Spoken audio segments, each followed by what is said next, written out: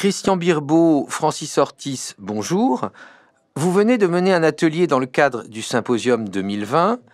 Dans un coaching des organisations, comment poser un diagnostic et s'assurer que l'ambition est bonne?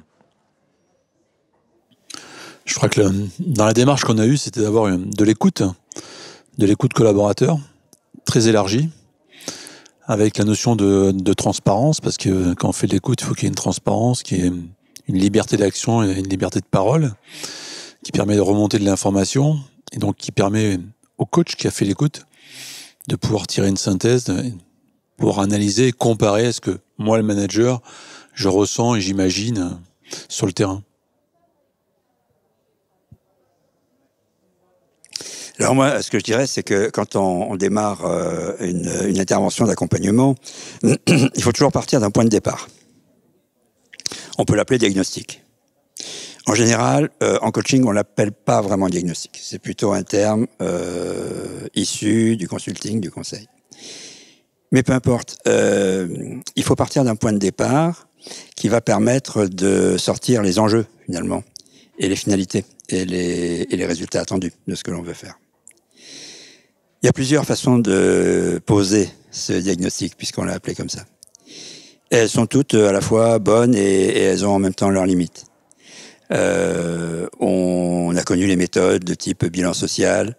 Le diagnostic est souvent un diagnostic qui est posé par l'entreprise, mais que le coach doit vérifier avant d'aller plus loin, parce que il faut que ça rentre dans quelque chose qui ouvre la voie à une démarche et à des solutions, etc., etc. Voilà, on peut faire une écoute plus large. Au final, il me semble que ce qui est important, c'est la manière dont le dirigeant et le cercle très proche qui l'entoure se figurent l'état du système sur lequel il faut travailler et finalement les résultats qu'il en attend. C'est une notion un peu subjective qui peut résulter de beaucoup d'éléments d'analyse au départ et de l'intuition propre au dirigeant et évidemment au cercle qui l'entoure. Quant à je crois qu'il y avait un deuxième terme dans la question. Comment s'assurer que l'ambition est la bonne? Ah. Est-ce qu'on peut dire qu'une ambition est bonne? Il faut partager, en tout cas, comme on le disait tout à l'heure, à la fois une vision, on peut dire, et une vision de l'état des lieux et une vision de l'état cible. Voilà. Une ambition peut-elle être bonne ou mauvaise? Le sujet est délicat. En tout cas, c'est clair que beaucoup de coachs ne dirigeraient pas une équipe de gangsters, par exemple. Donc, il y a certainement quelque chose qui n'est pas satisfaisant.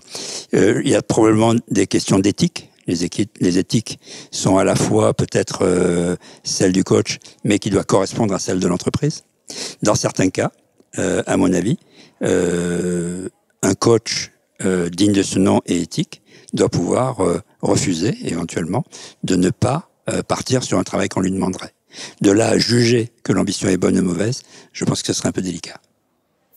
Ouais, ce qui est important, c'est qu'elle soit atteignable, l'ambition. Je pense que pour convaincre l'équipe, il faut aussi témoigner d'un objectif qui soit atteignable, parce que sinon, une ambition qu'on n'atteint pas à terme, ou qu'on ne peut pas atteindre, ce serait une mauvaise piste, on va dire. Dans ce travail à deux, quel est le rôle pour le dirigeant et quel est le rôle pour le coach? Je disais en plaisantant tout à l'heure à Christian, le rôle du dirigeant, c'est le rôle numéro 1, et le rôle du coach, c'est le rôle numéro 2. Ouais, je pense que, comme on disait, le dirigeant, il a une vision de l'avenir. Donc, son ambition, c'est de mettre en place cette vision et de la partager avec ses collaborateurs. Donc, l'accompagnement collectif qu'il doit y avoir derrière, c'est que chacun a sa place. On a cette vision-là. Un regard extérieur permet d'avoir un échange et d'apporter une solution via des collaborateurs et de se confier ses collaborateurs, ce qui a été le cas, en transparence, parce que c'est le point important pour qu'il y ait un vrai dialogue.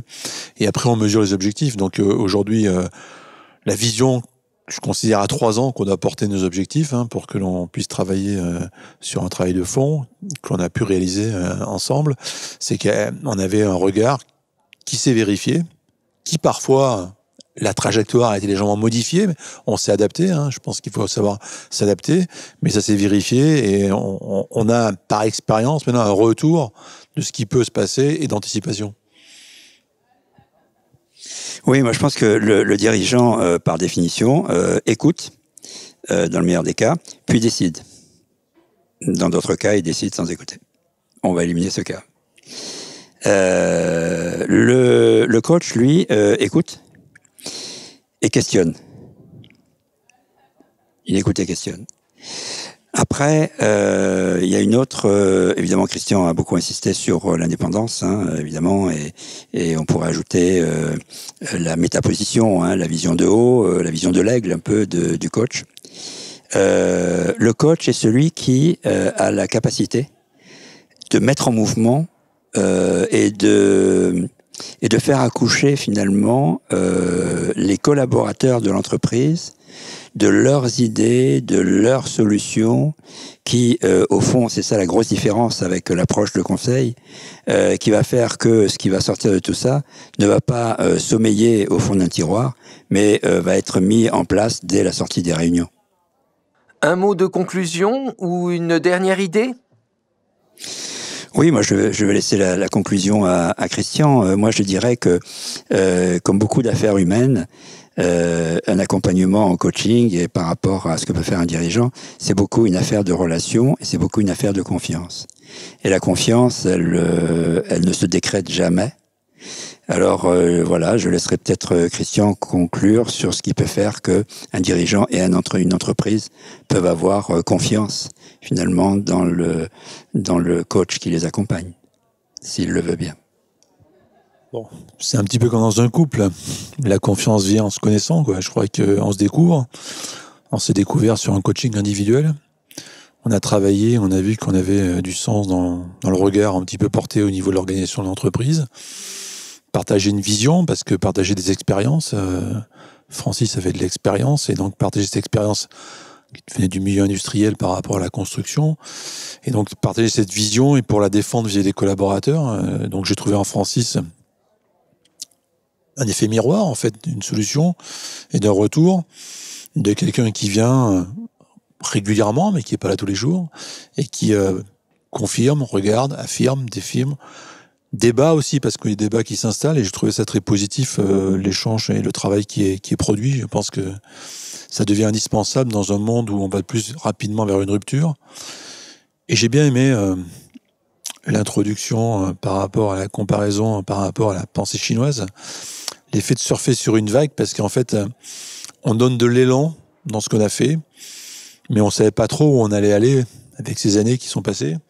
Et on disait ça va se poursuivre, parce que de toute façon, on a mis en place une méthodologie, une approche avec des collaborateurs qui sont là depuis longtemps et qui vont poursuivre, et les plus jeunes qui ont adhéré et qui savent qu'il faut transformer l'entreprise. Si une entreprise veut vivre, il faut qu'elle continue à innover, à se transformer. Je crois que c'est un moment important dans une entreprise.